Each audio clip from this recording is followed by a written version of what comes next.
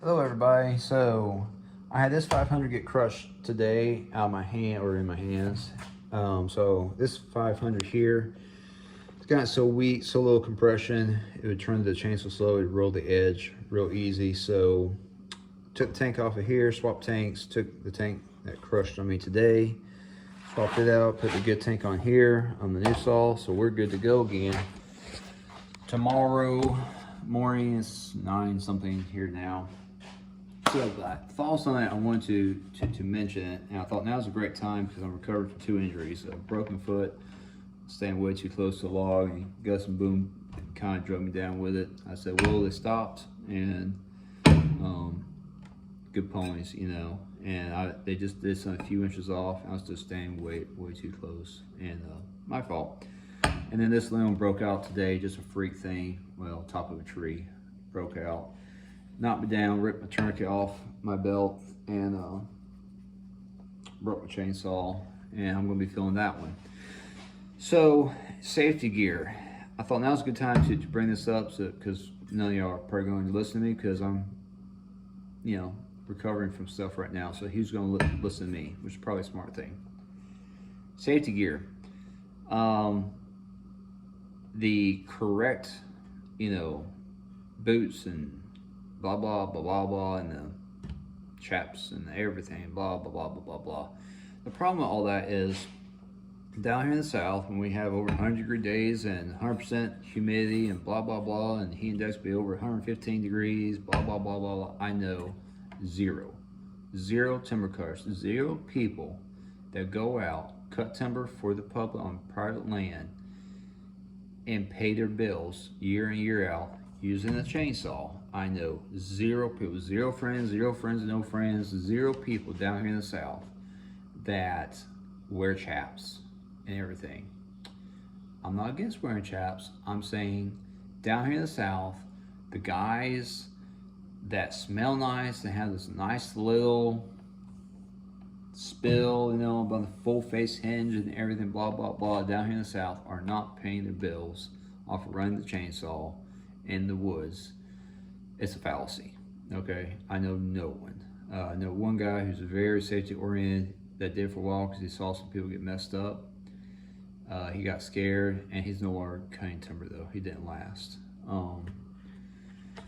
So now I'm all for chaps, and I'm all for the safety gear in the sense that if you're just going to go out and cut some firewood, or if you're going to clean up after a storm, wear chaps. It's a really good idea. But if you're wearing very hot, very humid conditions, and you're wearing the boots, the chaps, all the gear thing, you're probably cutting your production down by 30-40% pretty easily.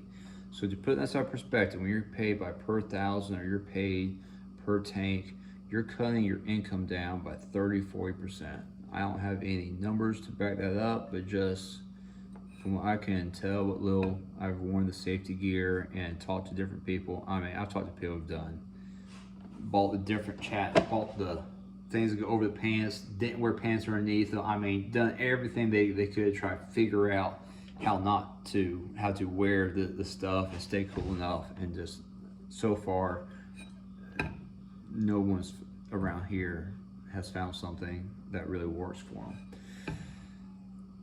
So there's that rub. The same people that tell you should wear a lot of safety gear will tell you it's wrong to overwork your horses. So you're telling a man that you should wear all this stuff that's basically going to overheat, burn tremendously more calories, work yourself into the dirt, into a already physically stupid, demanding job. So you're going to wear yourself out, beat your body down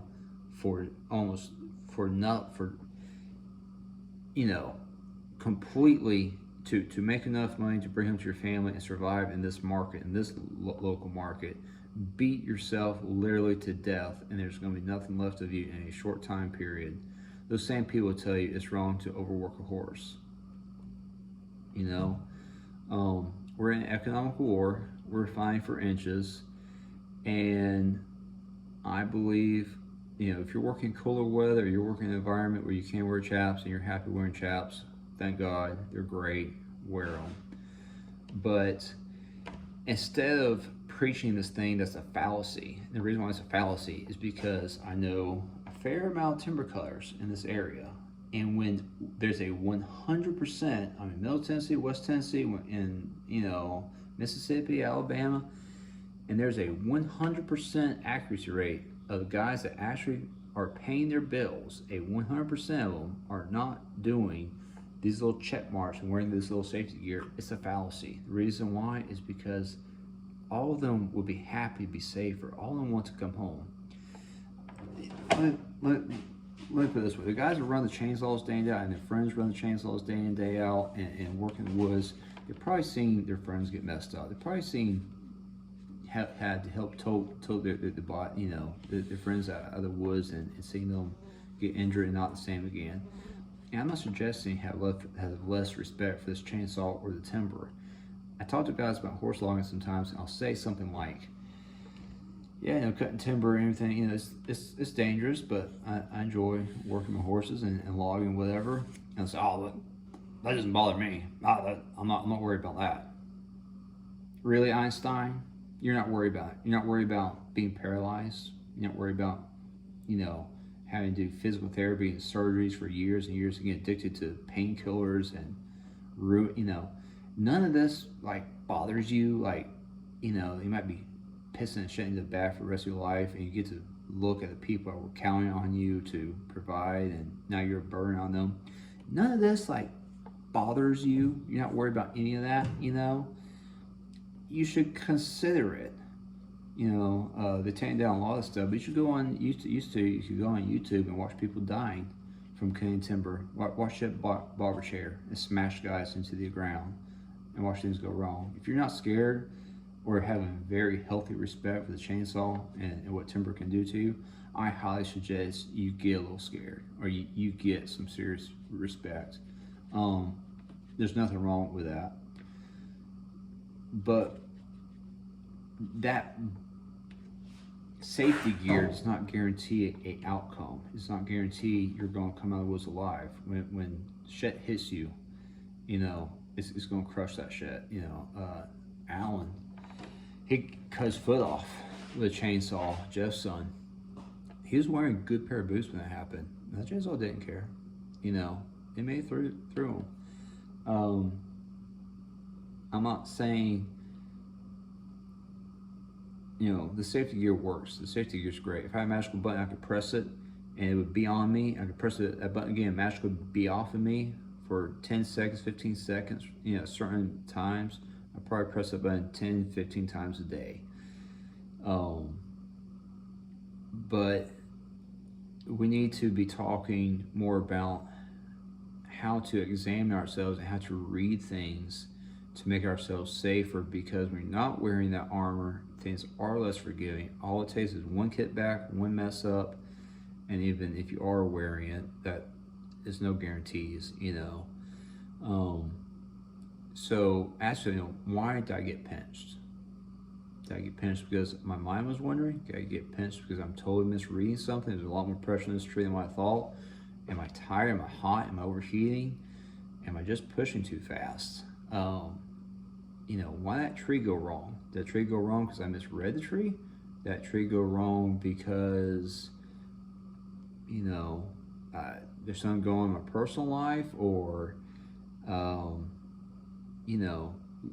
learning to understand, read yourself and know when to go fast and when to go slow.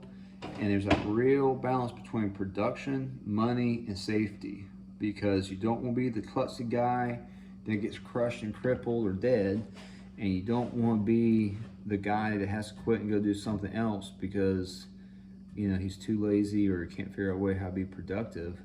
And so there's that real push and pull on the timber cutters right now. And I pray for safety every day. I pray for other people that are in the woods and whatnot.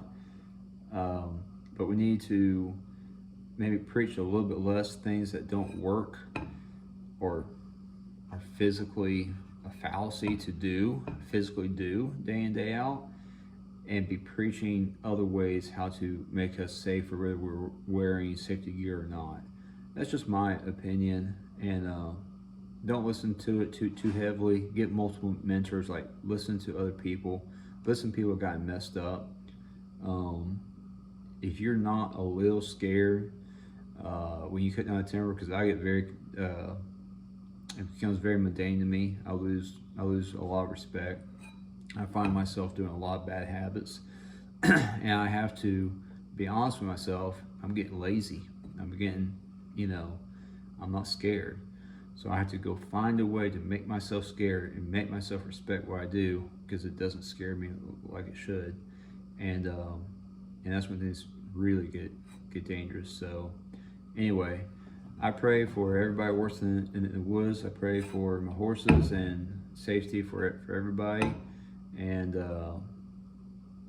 yeah, be safe, but also think through things what actually is safer and how you can actually make this thing work in reality, and don't listen to just people that preach it.